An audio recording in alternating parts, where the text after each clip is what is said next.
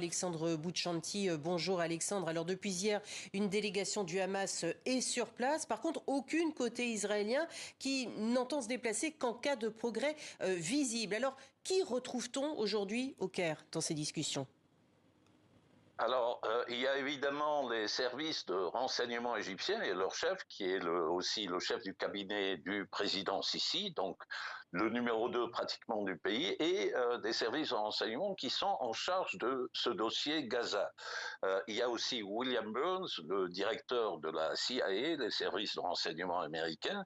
Il y a des contacts permanents avec les services de renseignement qatariens.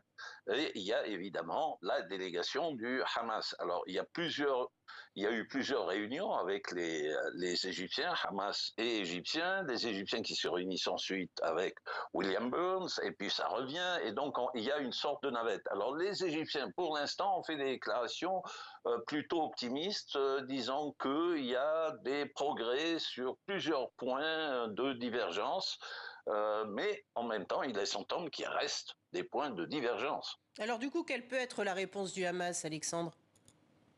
Alors pour l'instant, le Hamas ne répond pas au Caire. Le Hamas répond par la bande à l'étranger, que ce soit au Qatar ou ailleurs, et il revient sur sa position. Il n'est pas question de signer un quelconque accord si il n'y a pas une garantie non seulement d'une trêve, parce que ça c'est plus ou moins accepté par le Hamas, mais par contre qu'il y ait un cessez-le-feu global et permanent avec retrait israélien, ce qu'Israël refuse jusqu'à présent. Et des deux côtés, on est en train de jouer la montre, même si, entre-temps, les Palestiniens de Gaza souffrent énormément.